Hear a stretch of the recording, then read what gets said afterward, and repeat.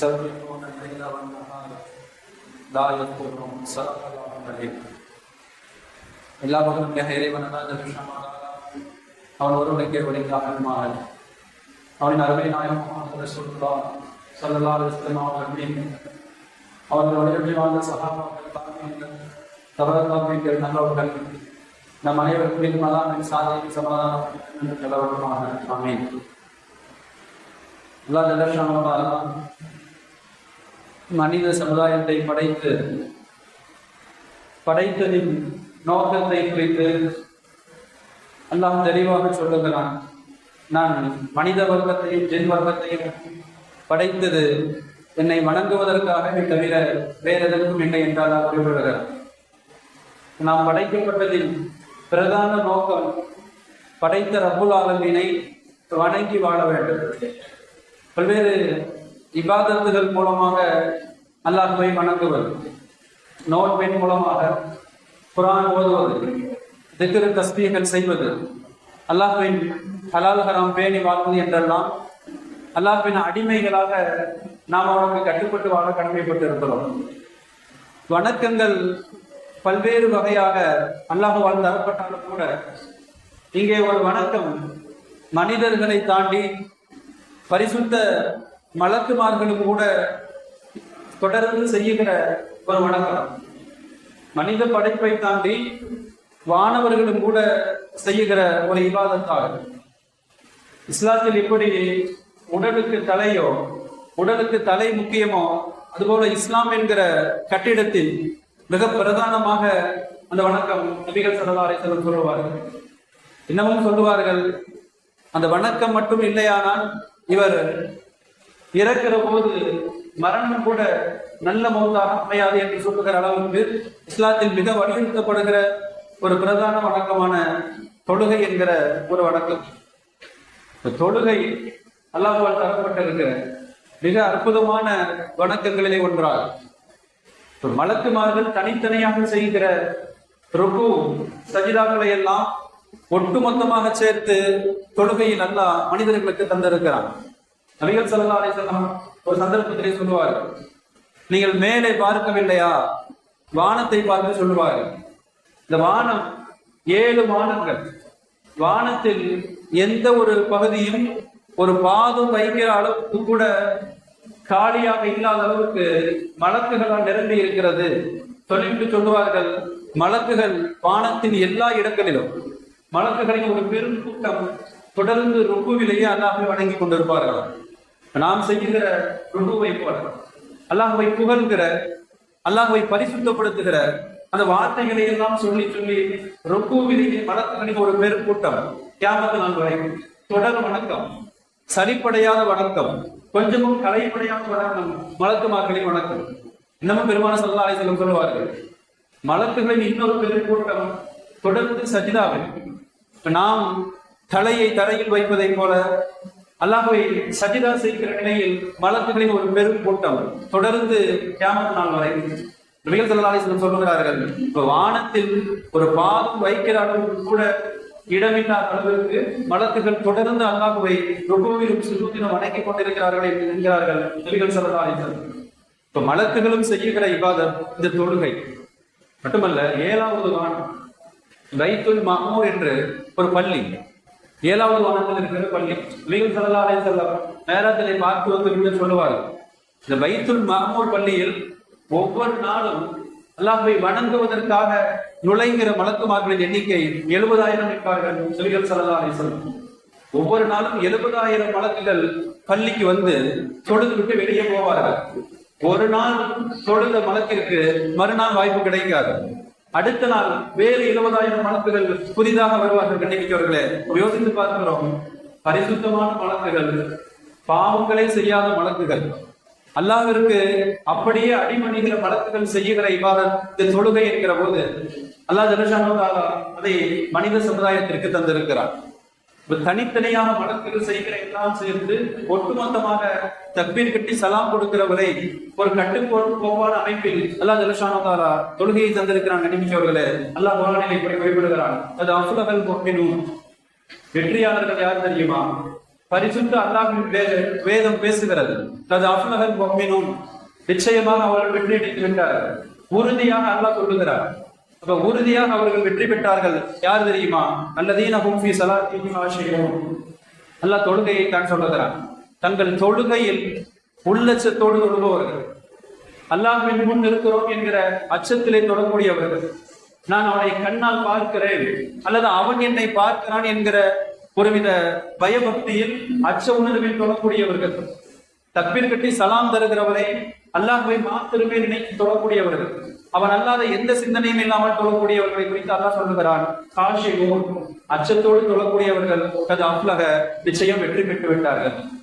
அல்லாஹ் வெற்றியாளர்களை குறித்து இலக்கணம் சொல்லுகிற போது மற்ற எந்த வணக்கங்களை காட்டிலும் முதலாவதாக அல்லாஹ் சொல்லுகிறான், அவர்கள் உள்ளச்சத்தோடு தொழுவார்கள்.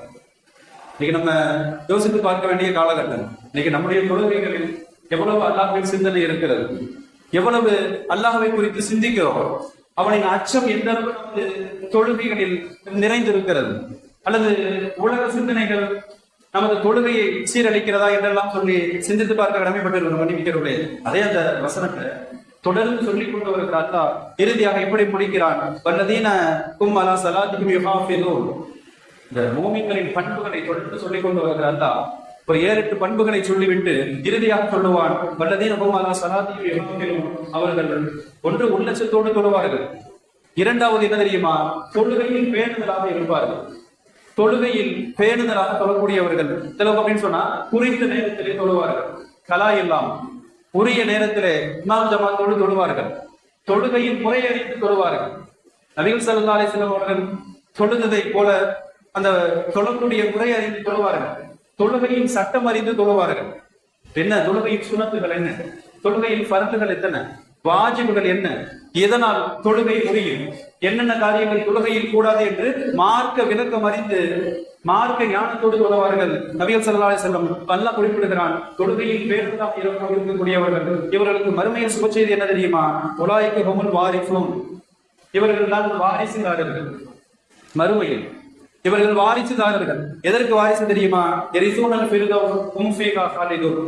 ஜன்னத்துல் ஃபிர்தௌஸ் என்கிற சுவனங்களின் தலையாய சுவனம், மிக உயர்ந்த சுவனத்திற்கு வாரிசுதாரர்கள் யார் தெரியுமா? ஒன்று உள்ளச்சத்தோடு தொழக்கூடியவர்கள், இன்னொன்று தொழுகையில் பேணுதலாக இருக்கக்கூடியவர்கள். அல்லாஹ் சொல்லி காட்டுகிறான் நபியவர்களே. எனவே அந்த தொழுகையை குறித்து இன்றைக்கு நிறைய நம்முடைய தொழுகைகள் பெரும்பாலும் நம்ம மார்க்க விஷயம் என்று வருகிற போது அறிந்தவரிடத்திலே கேட்பதில்லை. உலகம் சார்ந்த ஒரு மருத்துவமோ ஒரு பொறியியலோ அல்லது எந்த துறையாக இருந்தாலும் சரி, ஒரு 10-15 வருடங்கள் நாம் அதில் கல்வியை கற்று பல்வேறு பயிற்சிகளுக்கு பின்னால் அந்த துறைகளில் உள்ளே நுழைகிறோம். ஆனால் மார்க்கம் சார்ந்த காரியம், கொள்கையோ நோன்போ இன்னும் பிற ஜகாத்துடைய சட்டங்களோ தீன் என்று வருகிற போது மார்க்க அறிஞரிடத்திலே கேட்பதில்லை. தெரிந்ததை காலத்தை கொண்டு வருது நம்முடைய பெரும்பாலானவர்களின் பழக்கம். ஆரம்பத்தை எப்படி சொல்வார், கடைசி தொழுதுட்டே இருப்பார், தப்பு தப்பா தொழுதுட்டே இருப்பார். என் தொழுகை முறை சரியா என்று அறிஞரிடத்திலே கேட்பதில்லை.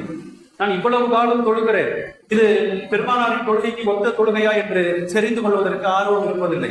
பெருமானார் ஸல்லல்லாஹு அலைஹி வஸல்லம் ஹதீஸிலே சொல்லி தருவார்கள். சில பேர் காலம் முழுக்க தொழுதிருப்பார்கள், ஆண்டாண்டு காலம் தொழக்கூடியவர்கள், விடாமல் தொடர்ந்து தொழக்கூடியவர்கள். மறுமையில் அல்லாஹ் ஜல்ல ஷானஹு அவரின் எந்த தொழுகையையும் ஏற்றுக்கொள்ள மாட்டான் என்பார்கள் நபிகள் ஸல்லல்லாஹு அலைஹி வஸல்லம். அல்லாஹ் பாதுகாப்பான். இப்ப இவரின் எண்ணம், நாம் தொடர்ந்து தொழுதிருக்கிறோம், நாம் நல்ல தொழுகையாளி, பேணுதலான தொழுகையாளி, குறித்த நேரத்தில் தொழுகிற தொழுகையாளி என்று இவரது எண்ணம். மறுமையில் அதனுடைய விசாரணை என்று வருகிற போது எந்த தொழுகையும் ஏற்க தகுதியானதல்ல. காரணம், தொழுகையில் உள்ள குறைபாடு, ருக்குவில் குறைபாடு அல்லது சஜிதாவில் குறைபாடு, பல்வேறு தொழுகையில் குளறுபடிகள் கண்டிப்பார்களே. எனவே இந்த சமுதாயம் சரி செய்ய வேண்டிய மிக முக்கிய அம்சங்களிலே ஒன்று தொழுகை. பிரதானமாக தொழுகையின் முறைகளை குறித்து நாம் தெரிந்தாக வேண்டும். நபிகள் ஸல்லல்லாஹு அலைஹி வஸல்லம் சொல்கிறார்கள், சல்லு, நீங்கள் எப்படி தொழ வேண்டும் தெரியுமா? கமா ரஅய்துமூனி உஸல்லி, என்னை எப்படி தொழ கண்டீர்களோ அப்படி நீங்கள் தொழுது. இப்ப தொழுகைக்கும் நபிகள் ஸல்லல்லாஹு அலைஹி வஸல்லம் அவர்கள் முன்மாதிரி தொழுது காட்டி போயிருக்கிறார்கள். வெளிப்புற தொழுகையின் அமைப்பு, தக்பீர் தொடங்கி சலாம் கொடுக்கிறவரை வெளி தோற்றம், உள்ளச்சம், பயபக்தி உட்பட தொழுகையின் உள்ளார்ந்த விஷயங்கள் உட்பட அத்தனையும் வழிகாட்டி தருகிறார்கள் நபிகள் ஸல்லல்லாஹு அலைஹி வஸல்லம் கண்டிப்பார்களே. தொழுகையில தக்பீர், முதலில் தொழுகையை துவங்குகிறோம், அல்லாஹ் அக்பர் என்று தக்பீர் தஹ்ரீமாவோடு தொழுகையை துவங்குவோம். கிபிலாவின் திசையில் தொழுகையை முன்னோக்கி நிற்க வேண்டும். கிபிலாவை முன்னோக்கியவர்கள் எந்த அளவுக்கு ஆன்மீக பெரியார்கள் சொல்றாங்க அப்படின்னு சொன்னா, நாம் தொழுகையில் நிற்கிற போது தக்பீர் அல்லாஹ் அக்பர் என்று முழங்குகிற போது கிபிலா காபத்துல்லா அல்லாஹ்வின் முதல் ஆலயம் கண் முன்னால் தெரிவதை போல ஒருவித எண்ண ஓட்டம் வர வேண்டும். காபாவை கண் முன்னால் பார்ப்பதை போல தொடர்ந்து கவனத்தோடு தொழுபவர்களுக்கு அது சாத்தியம்.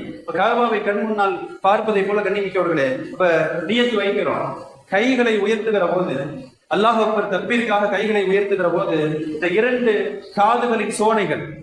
காதுகளின் சோனைகளுக்கு நேராக இரண்டு கையின் கட்டை விரல்கள் ஒன்று லேசாக தொடலாம் அல்லது அதற்கு நேராக விரல்களை உயர்த்தலாம். இப்ப இரண்டு கைகளின் கட்டை விரல்கள் காதின் சோனைக்கு நேராக இருக்கிற விதத்தில் மிக முக்கியமாக தக்பீரின் போது பல பேர் செய்யக்கூடிய தவறு, உள்ளங்கைகள் கிபிலாவை நோக்கி வைப்பது கட்டாயம். தக்பீர் கட்டுறவர் இரண்டு உள்ளங்கைகளும் கிபிலாவை முன்னோக்கி, இப்ப நாம் நியத் செய்கிற போதே கிபிலாவை முன்னோக்கி தொழுகிறேன் என்று நியத்து வைப்போம். அப்ப உடலின் அத்துணை பாகங்களும் கிபிலாவை முன்னோக்கிய விதத்தில் அமைய வேண்டும். இப்ப தக்பீர் கட்டுகிற போது உள்ளங்கைகள் கிபிலாவை முன்னோக்கி, சில பேர் கை அப்படி பின்னால கொண்டு போயிடுவாங்க, அப்படியே சாய்வாகும். சில பேர் இப்படியே காதுகளை மூடுகிற விதத்தில் தக்பீர் கட்டுவார்கள். அப்படி அல்லாமல் இரண்டு கைகள் கட்டை விரல்கள் காதுக்கு நேராக, உள்ளங்கைகள் கிபிலாவை பார்த்த விதத்தில், கை விரல்கள் மேல் நோக்கிய விதத்தில், விரல்களை மடக்குவதோ அல்லது பின்னால் கொண்டு செல்வதோ அல்லாமல் விரல்கள் எல்லாம் நேராக இருக்கிற விதத்தில் தக்பீர் கட்டப்பட வேண்டும். எண்ணிக்கையவர்களே, யோசித்து பார்க்கிறோம். சொல்லுகிறார்கள், இதற்கு அனஸ் ரலியல்லாஹு பெருமானாரின் 10 ஆண்டு கால பணிவிடையாளர் சொல்லுகிறார்கள், நபிகள் ஸல்லல்லாஹு அலைஹி வஸல்லம் அவர்கள் தொழுகைக்கு தக்பீர் கட்டுகிற போது அவர்களின் காது சோனைக்கு நேராக கட்டை விரல் இருப்பதை பார்த்தேன் என்று இதற்கு அனஸ் ரலியல்லாஹு அறிவிப்பார்கள். பணிவிடையாளர்கள் இதற்கு அபூ ஹுரைரா ரலியல்லாஹு அன்ஹு அவர்களும் சொல்லுகிறார்கள், பெருமானாரின் தொழுகையை நான் பார்த்தேன். நபிகள் ஸல்லல்லாஹு அலைஹி வஸல்லம் அவர்கள் இரண்டு கைகளை தக்பீர் கட்டுகிற போது விரல்களை மூடாமல் வேர் நோக்கி நீட்டியவர்களாக காதிற்கு நேராக தக்பீர் கட்டினார்கள். இப்ப தக்பீர் கட்டுகிற சரியான முறை இது கண்டிப்பவர்களே. மட்டுமல்ல, தக்பீர் கட்டுகிற போது தொழுகை என்பது வெளிப்படையாக உறுப்புகள் பார்வையில் பார்க்க வேண்டிய இடம், இது ஒரு அம்சம். இன்னொன்று பிரதான அம்சம், தொழுகைக்கு உள்ளே புதைந்திருக்கிற நாம் அறிய வேண்டிய ரகசியங்களிலே ஒன்று, தக்பீர் கட்டுகிற போது நம் என்ன ஒன்றும் எப்படி இருக்க வேண்டும் தெரியுமா? கைகளை உள்ளங்கைகளை கிபிலாவின் பக்கம் வைத்து அல்லாஹ்விடத்தில் சொல்லுகிறோம், யா அல்லாஹ் ஹய்யால ஸலா என்று நீ அழைத்தாய், தொழுகைக்கு விரைந்து வாருங்கள் என்று நீ அழைத்தாய். உன் அழைப்பை கேட்ட நான் அப்படியே எல்லா வேலைகளையும் விட்டு வந்துவிட்டேன்.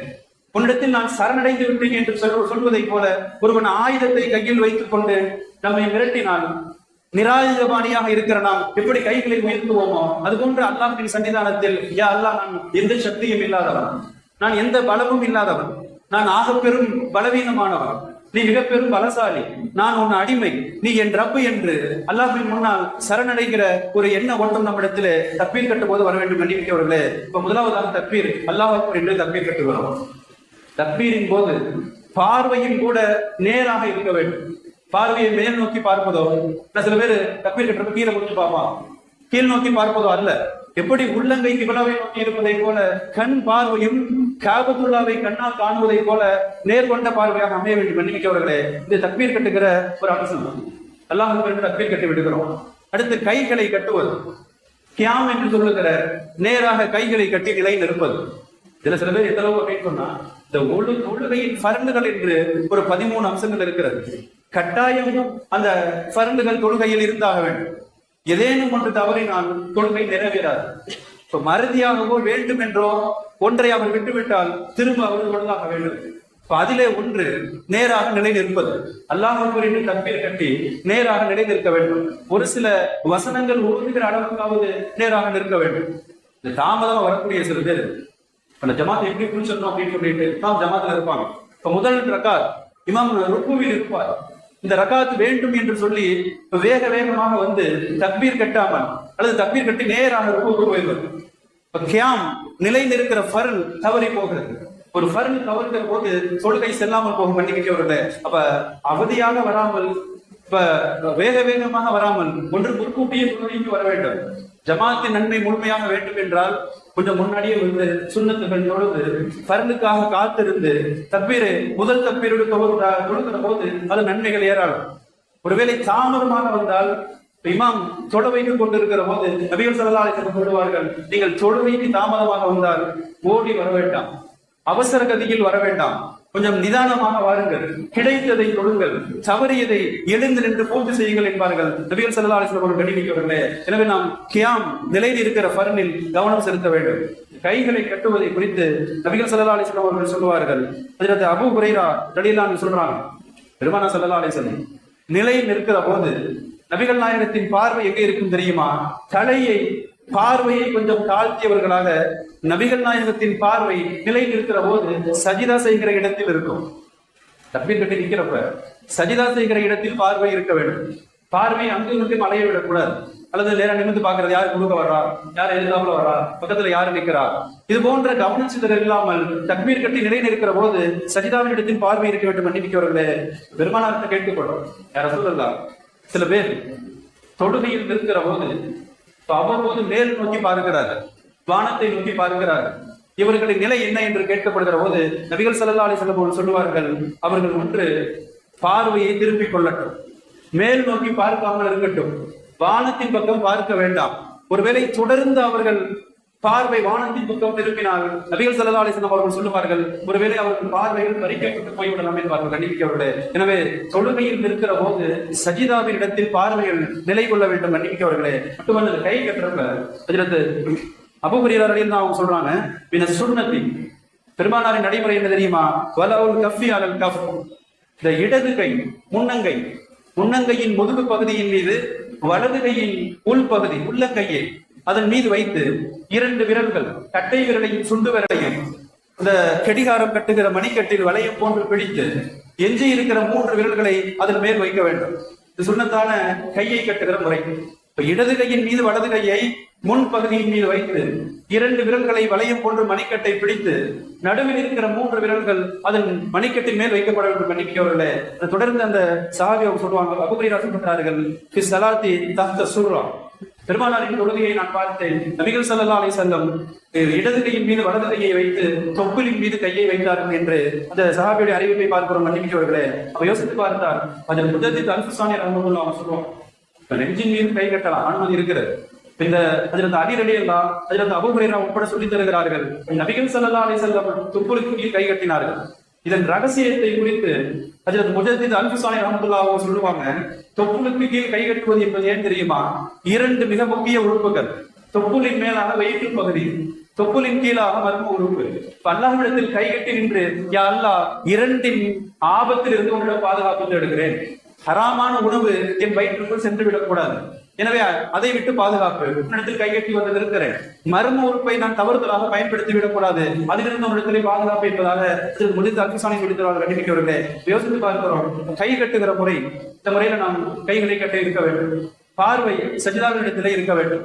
தக்பீர் கட்டியதற்கு பின்னால சனா என்கிற அல்லாஹ்வை புகழ்கிற வார்த்தை நபிகள் நாயகம் கற்று தந்திருக்கிற அற்புதமான வார்த்தைகள். கண்டிப்பார்களே, ஹஜ்ரத் ஆயிஷா, ஹஜ்ரத் அனஸ் போன்ற ஏராளமான சஹாபாக்கள் அறிவித்து தருகிறார்கள், நபிகள் ஸல்லல்லாஹு அலைஹி வஸல்லம் தக்பீர் கட்டியதற்கு பின்னால் சூரத்துல் ஃபாத்திஹா ஓத துவங்குவதற்கு முன்னால் அல்லாஹ்வை புகழுவார்கள். சுப்ஹானக அல்லாஹும்ம, யா அல்லாஹ், நீ பரிசுத்தமானவன், வ பிஹம்திக, சகல புகழும் உனக்கே சொந்தம், தபாரக கஸ்முக, உன் திருநாமம் பாக்கியம் மிக்கது, தஆலா ஜத்துக, உன் மகத்துவம் உயர்ந்தது, வலா இலாஹ கைருக, உன்னை தவிர வேறு இறைவன் இல்லை.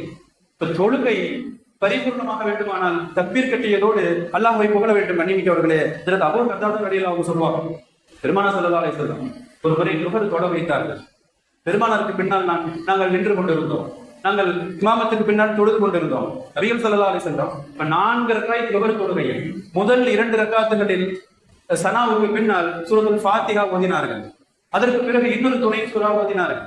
பெருமானார் லுஹர் அசல் போன்ற மெதுவாக ஓதப்படுகிற தொழுகைகளில் கூட சில வசனங்கள் சஹாபாக்களின் காதுகளுக்கு கேட்கிற விதத்தில் சில வசனங்களை மாற்றும் கொஞ்சம் சத்தமிட்டு ஓதுவார்கள், சஹாபாக்கள் தெரிந்து கொள்வதற்காக.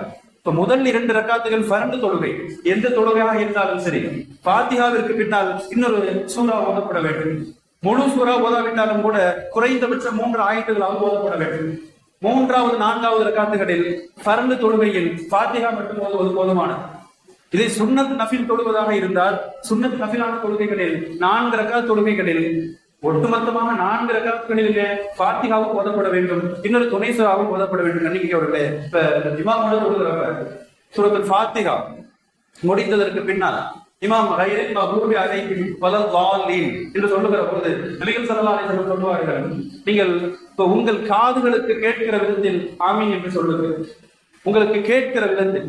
இப்ப ஹதீஸ்களில் பெருமானார் சொல்றாங்க, எந்த தொழுகையாளியின் ஆமீன் மலக்குகளின் ஆமீனோடு ஒத்து போகிறதோ அவரின் பாவங்கள் மன்னிக்கப்படும் என்பார்கள் நபிகள் ஸல்லல்லாஹு அலைஹி வஸல்லம்.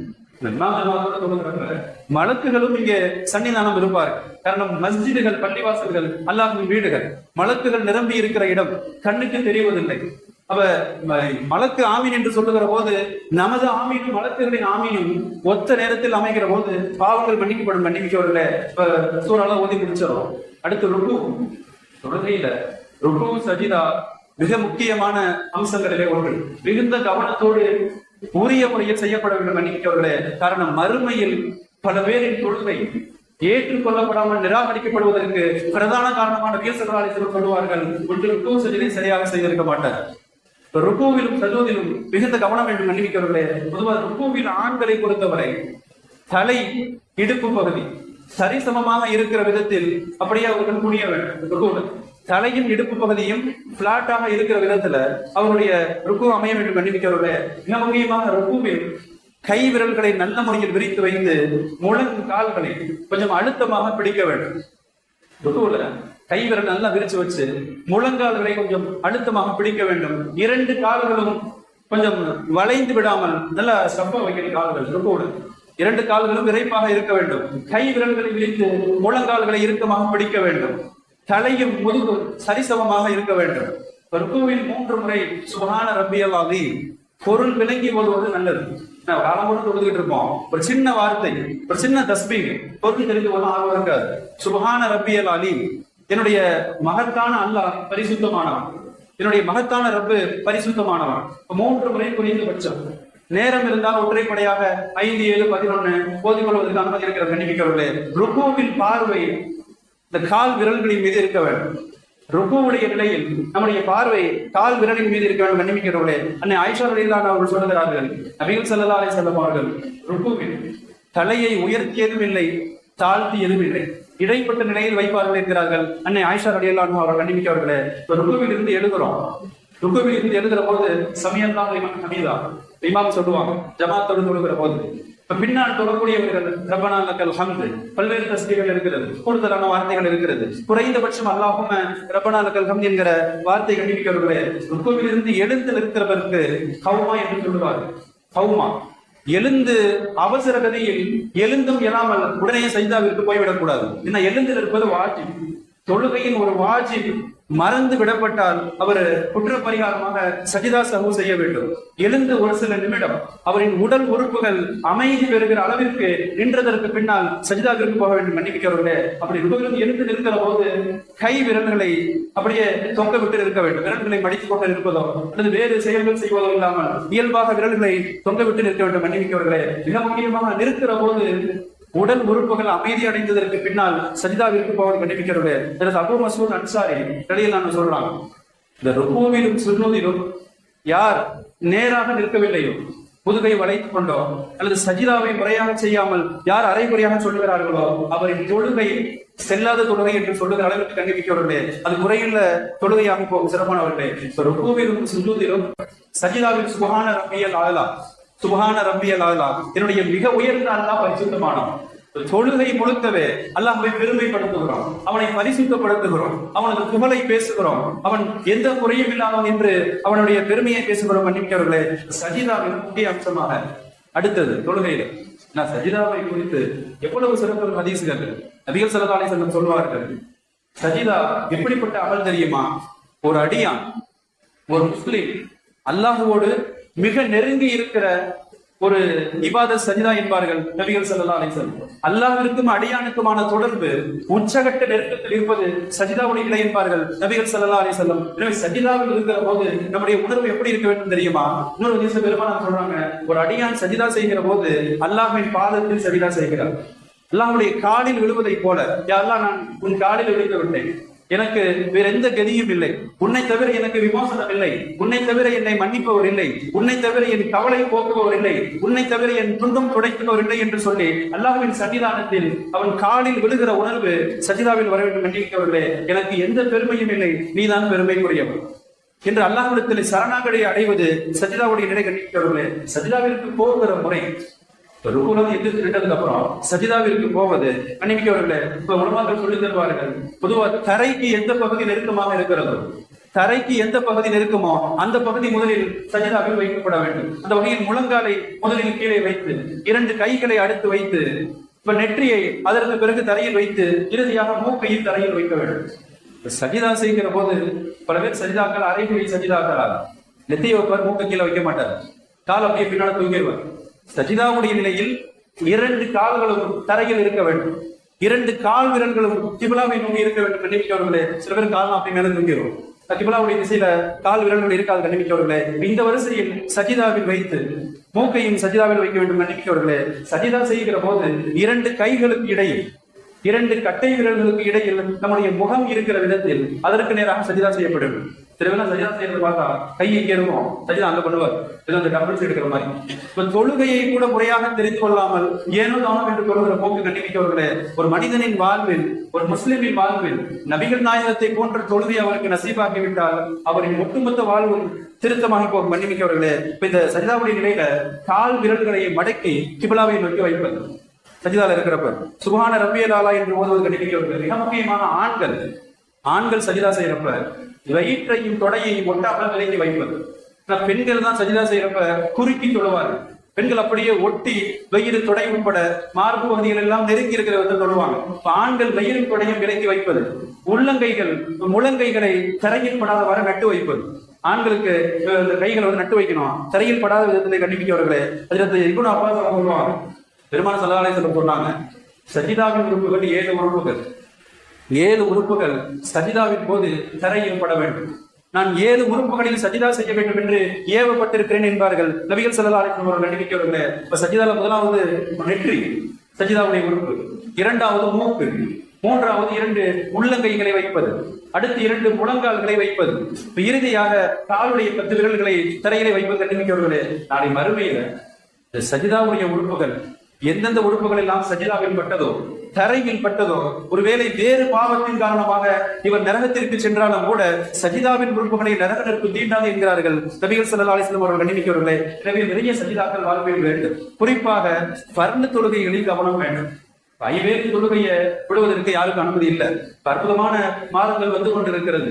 இந்த மாதத்திலிருந்தே நாம் சொல்லாதவர்கள் எல்லாம் கூட பேணுதலான தொழுகையாளியாக மாறுவதற்கு நல்லதொரு வாய்ப்பு கணிக்கிறவர்களே. இப்ப சஜிதாவில் நம்முடைய பார்வை எங்கே இருக்க வேண்டும் தெரியுமா? சஜிதாவில் இருக்கிறப்ப மூக்கின் நுனியை பார்க்க வேண்டும். சுப்ஹான ரப்பியல் ஆலா என்று ஓதுகிற நாம் சஜிதாவின் நிலையில் மூக்கின் நுனியை பார்க்க வேண்டும். கண்ணிமிக்கவர்களே, சஜிதா முடிந்ததற்கு பின்னால் அடுத்து 2வது ரக்காய் அதே முறையில் தொழுவோம். அடுத்து அத்தஹியாத் அமரும், அத்தஹியாத் இருப்பு, இஃப்திராஸ் என்று அரபியிலே சொல்லுவார்கள். இஃப்திராஸ் என்று இந்த வலது காலை நட்டு வைத்து, வலது காலை இப்படி நட்டு வைத்து அதன் விரல்கள், கால் விரல்கள் கிப்லாவை நோக்கி மடக்கி வைப்பது, இடது காலை மடக்கி வைத்து அதன் மீது அமர்வது, அதன் மீது அமர்ந்து 2 கைகள் தொடையின் மீது வைப்பது, லேசாக முழங்கால்களில் படுகிற விதத்தில். சில பேர் கையிருப்ப மேலே வைத்துருவாங்க. இந்த முழங்கால்களை தொடுகிற விதத்தில் கை விரல்களை இயல்பாக, மிக ஒட்டியும் இல்லாமல் விரித்தும் இல்லாமல் இயல்பாக வைத்து பார்வை மடியின் மீது இருப்பது. அத்தகையாத்திற்குள்ள நம்முடைய பார்வை மடியின் மீது இருக்க வேண்டும். கண்ணிமிக்கவர்களே, இந்த விதத்தில் நாம் அத்தகையாத்து ஓதுவது, 2 சலவாத்துகள் ஓதுவது, இறுதியாக இஸ்திக்ஃபார் ஹதீஸ்களிலே வந்திருக்கிற பாவ மன்னிப்பு துஆக்களை ஓதுவது. இந்த அத்தனையும் முடிந்ததற்கு பின்னால் சலாம் கொடுக்கிற இறுதியான அம்சம் கண்ணிமிக்கவர்களே, சலாம் சொல்லுகிற போது வலப்பக்கம் முதலில் சலாம், தோல் புஜங்களில் பார்வை இருக்க வேண்டும். சலாம் சொல்லுகிற போது தோல் புஜங்களை பார்ப்பது. இமாம் ஜமாத்தோடு தொழுகிற போது சலாமில் நம்முடைய நியத் என்ன தெரியுமா? யார் யாருக்கு சலாம் சொல்ல வேண்டும் தெரியுமா? ஜமாத்தோடு தொழுகிற போது இமாமை நியத் வைப்பது, இப்ப உடன் தொழுகிற தொழுகையாளிகளை நியத் வைப்பது, இப்ப மஸ்ஜிதில் இருக்கிற மலக்குகளுக்கு நியத் வைப்பது, மலக்குகளுக்கு சலாம் சொல்லுகிறேன் என்று. இது ஜமாத்தாக தொழுதால். ஒருவர் தனியாக தொழுதால் பள்ளியில் இருக்கிற ஹஃபலா என்று சொல்லப்படுகிற பல்வேறு ஆபத்துகள், அசம்பாவங்களில் இருந்து நம்மை பாதுகாக்கிற மலக்குகளை நியத் செய்வது தனியாக தொழுபவர்கள்.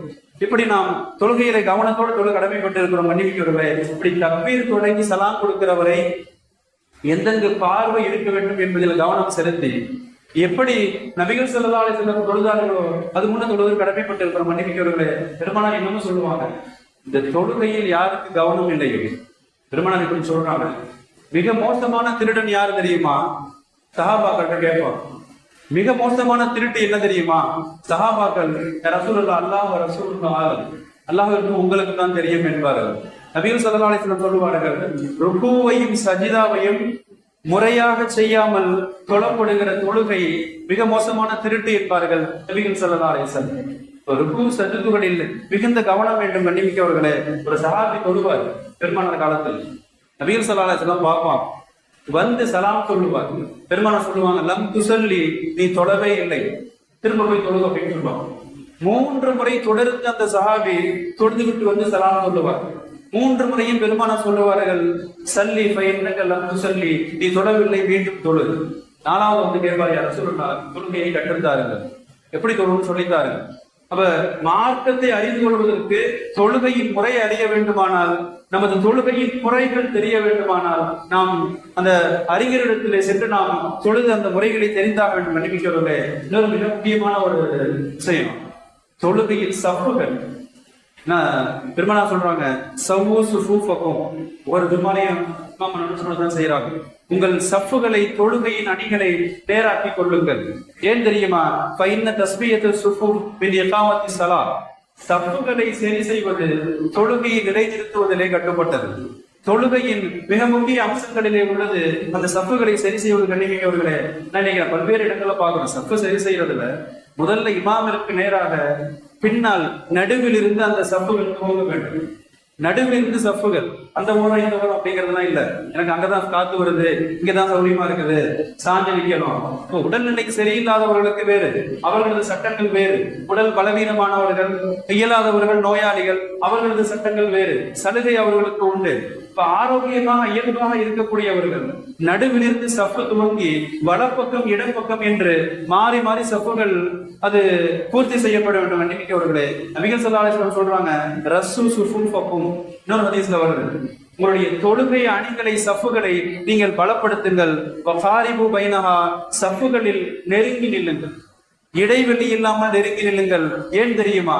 ஷைத்தான் ஒரு ஆட்டு குட்டியை போன்று, ஒரு கருப்பு ஆட்டுக்குட்டியின் உருவத்தில் சஃப்புகளின் இடைவெளியில் நுழைவதை நான் பார்க்கிறேன் என்கிறார்கள் நபிகள் ஸல்லல்லாஹு அலைஹி வஸல்லம் கண்டிப்பார்களே. எனவே சஃப்புகளை நாம் நடுவில் இருந்து துவங்கி வடது இடது என்று அதை பூர்த்தி செய்வதோடு, சஃப்புகளில் நெருக்கமாக வஹாதூர் பில் ஆனாக், தோளோடு தோல் சேர்ந்து இருக்க வேண்டும். பெருமானார் சொல்றாங்க, சஃப்புகளின் தோல் புண்ணுங்கள் ஒட்டி நிற்க வேண்டும். சஃப்புகளின் பலவீனம் என்ன பாதிப்பு தெரியுமா? ஹதீஸ்களிலே வருகிறது, ஒன்று சைத்தானுக்கு வழி தருகிறோம். சஃப்புகள்ல முறையா இல்லாம இடைவெளி இருந்தால், அல்லது நம்ம விருப்பம் போல சஃப்புகள் அமைத்துக் கொண்டால், ஒன்று சைத்தான் உள்ளே வருவதற்கு நாம் வழி ஏற்படுத்தி தருகிறோம். 2வது, சஃப்புகளின் பலவீனம் உள்ளங்களில் கருத்து வேறுபாடு, உள்ளங்களில் பிளவுகளை ஏற்படுத்தும். பார்த்தா சலாம் சொல்லுவாரு, பேசுவாரு, அங்கிட்டு போய் வேற மாதிரி பேசுவார். அப்ப சகோதர உறவு முறை, இஸ்லாமிய சகோதரத்துவம் இல்லாமல் போய் உள்ளங்களில் கருத்து வேறுபாடு, சஃப்புகளின் பலவீனம். கண்டிப்பார்களே, 3வது சஃப்புகளின் பலவீனம் இமாம் ஜமாத்துகளின் பரக்கத்துகளை குறைத்து விடுகிற ஒரு செயல். ஜமாத்தோடு எத்தனை பரக்கத்தான ஒரு இபாதத், எத்தனை பரக்கத்துகளை ரஹ்மத்துகளை கொண்டு வருகிற செயல். சஃப்புகளின் பலவீனம் அந்த பரக்கத்துகளை இல்லாமல் ஆக்கி விடுகிறது. கண்ணியமிக்கவர்களே, பரக்கத்துகளை குறைத்து விடுகிறது. சிறப்பானவர்களே, அல்லாஹ் ஜல்லஷானஹு வ தஆலா பெருமானாரை கொண்டு வருவதற்கு தௌஃபீக் செய்வானாக. அல்லாஹ் தொழுகையின் முறையை அறிந்து தௌஃபீக் செய்வானாக. அல்லாஹ் விரும்புகிற விதத்தில் தொழுவதற்கு அல்லாஹ் தௌஃபீக் செய்வானாக. வாஹிர் தஅவானா அல்ஹம்துலில்லாஹி ரப்பில் ஆலமீன்.